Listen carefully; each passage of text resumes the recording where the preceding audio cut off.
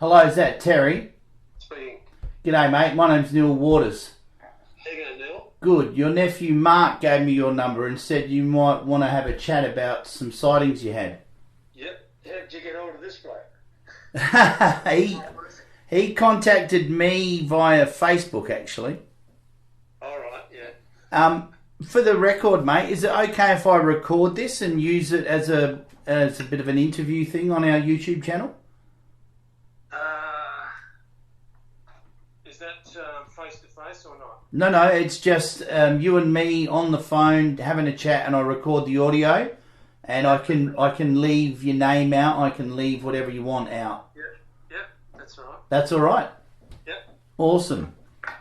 So you had a sighting a long time ago, I believe. I actually had three, Neil. I work as a woodcutter, and I sort of cut wood in the bush up in the hills out of Perth. Right. And being a regular visitor to the hills and having a woodyard space in the hills, you're doing a lot of travelling up and down and at various times, and but a couple of the sightings, two were at night and one was in the later afternoon. Okay. The one in the later afternoon one, it was quite distinct, that unmistakably a thylacine. Okay. What year was this, mate? This would have been in the late 1990s. Okay. Unfortunately, I didn't have any, photographic evidence to substantiate it, but it was probably about 100 metres from me. Okay, so you stopped. I was the only vehicle that was to get to the woodyard. I did sort of cross a dam. Right. And it was on the other side of the dam on a gravel track, and it sort of stopped and sort of looked at me. And unmistakably the oblique stripes on the hind quarters, and so that's not a dog. Says, what is it? And it just stood there until it's sort of casually locked off into the bush.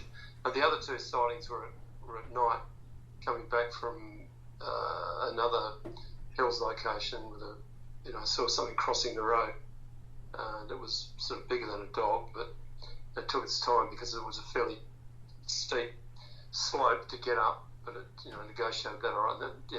In the headlights you could clearly see the stripes on the hind quarters, which and then after the third sighting, I actually wrote a letter to what was formerly known as Calm Now. Yeah, Conservation and Land Management. And I didn't really keep the reply, but they just indicated that there had been other sightings, but they don't want to make big issues of this, because if they publicise it on the front page of the newspaper, you know what's going to happen. Every man and his dog would be trophy hunting. Well, that's sort of a fear, but I don't necessarily carry the same sentiment. I think it's more of a worry for them because they can't go and do a lot of the industries that they want to do, but it's the same issue down here in Tassie, really. Yeah. Now, the other thing, Neil, I my main job is a school teacher. Oh yeah, cool. I've been running the sort of wood business as a side thing for over 30 years, and we had a senior CALM officer come out to school around about the same time, and I was, after the lecture he'd given to the kids was over, I had a chat with him. He was fairly high up because he was a senior guy. Yep. And I'd mentioned to him about the sightings, and he said, "Oh, that's interesting. You know what?" He says, "I've seen one too myself in the Wellyunga National Park, which is it's probably about 50 k's out north of Perth on the Great Northern Highway, I think." Okay, yeah. And he said, obviously this guy looks like a bit of a drinker, but he said his mates just laughed him off and said, "You've been on the piss again. You don't know what you're talking about." But he said, "Oh no, nothing's going to change what I saw." He said the same thing to me. I said, "Oh look, I don't know, make a big issue. I'm not a hunter. I've got a great interest because they had the movie made, which we happened to go and premiere here, called The Hunter. Yes. It was shot in Tassie. Yep. And it was fantastic, you know. It was a free premiere because they hadn't released it the box office. My daughter managed to get some tickets to this premiere in Leadall. Okay. And we went, and I've always had an interest in it, and being a teacher at school and doing history and that sort of thing, kids are quite fascinated, and but there's a limit to how far you can take it. So, yeah. But interesting, and it's good that you can follow that through. So, I mean, the theory probably being the fact that it was the landmass with the landmasses were linked, and hence the presence here. And they could ask the same questions: how did the tiger snakes get on Karnak Island? And that's off our coast. Yep. But did they swim there, or did someone take a ute load of them over there on a barge, or these questions to be answered.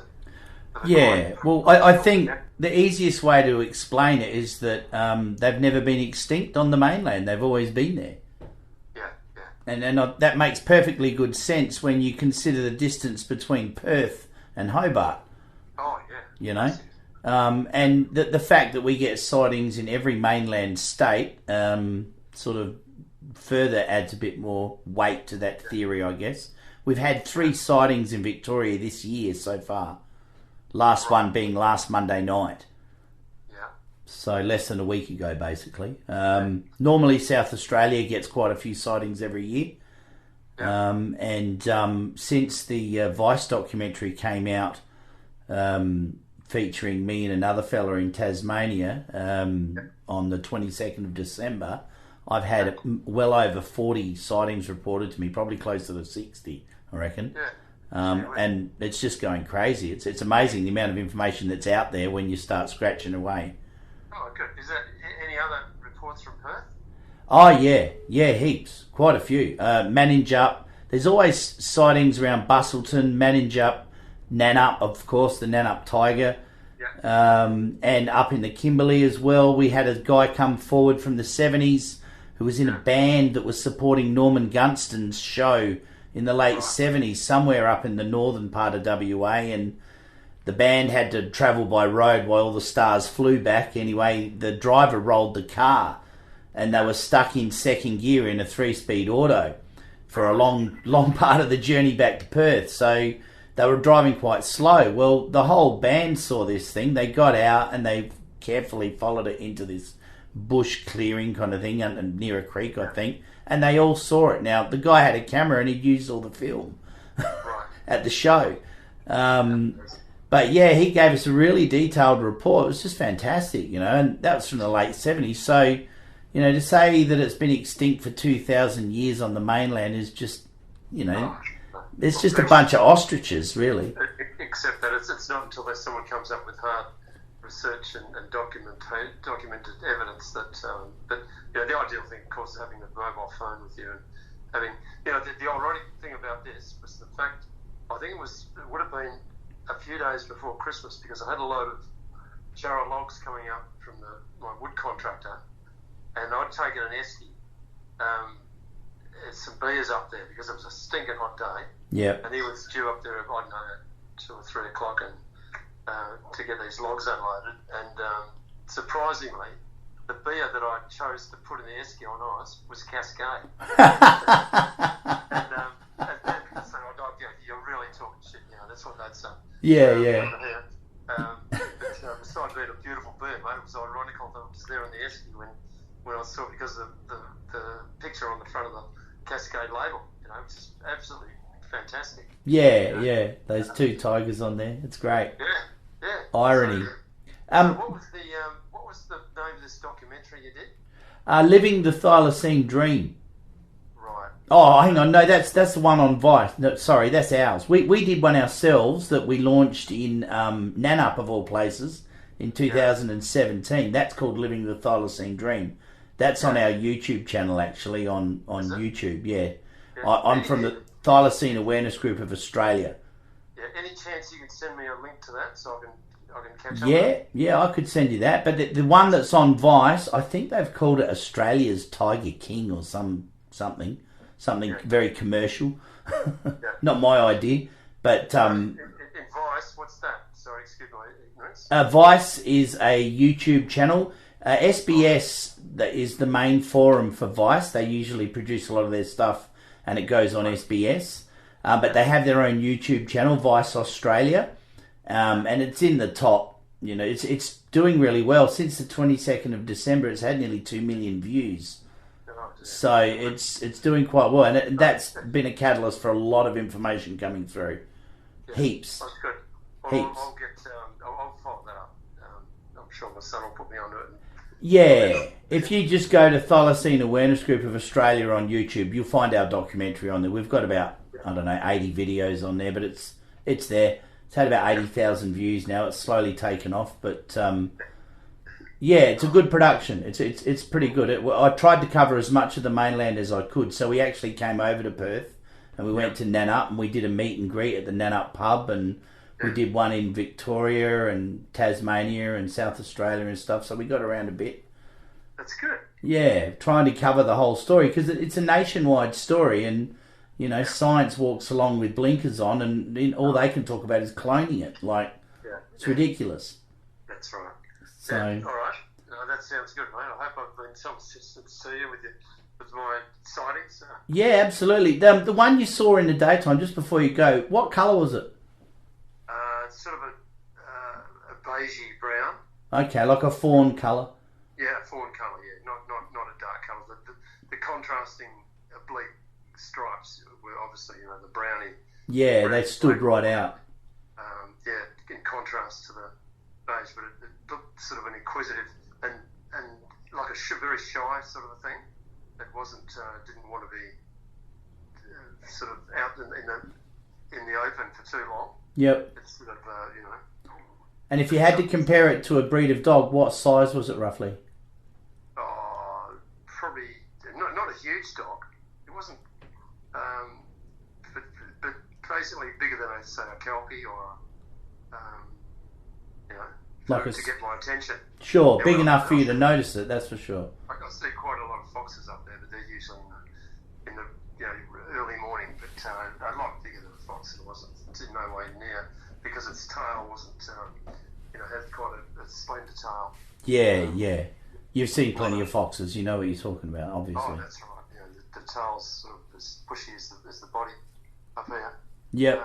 Longer. It's really long, but definitely not a fox, because foxes are tiny. Yeah. I've seen. The funniest thing is when we put something out, say, it's a mangy fox. But if you've seen a mangy fox, they don't have any hair. They're almost completely bald. That's what mange does to foxes, I've actually got a shot of one of those. Actually, if you're on this number, I'll just send you a photo of a mangy fox that I took in the woodyard in winter. Okay. So that I'm not talking about a fox. I'm talking about something that was more dog-like, but I managed to get a shot of that because there was something wrong with it, and I didn't want to hurt it, or just I just really didn't take any notice of it. But the guys on the orchard where I keep the logs were a bit more excitable and wanted to shoot the thing, and I said, well, just don't shoot it while I'm there. I don't want to see it shot. Just let it go. Yeah, fair enough. It's bushland, Yep. Just let it go and do its own thing. It's nothing, we're growing fruit on their orchard, not, it's not a chicken farm or anything like that. Yeah, I get what you're saying. Yeah, no, that's fair enough. But I'll find the photo, I'll send it through this, interest and just in the bush environment that I work in. Yep. The logs actually come into me. I don't cut them from that bush. It's just a place where I can process them. Yeah, I get what you're saying. Yeah. No, that's awesome. Excellent. All right. Well, thanks very much for your time, mate. I really appreciate it. No worries, Neil, and I'll send that photo through to you, mate. All right. Good on you, buddy. Thanks a lot. Cheers, bye. Bye-bye.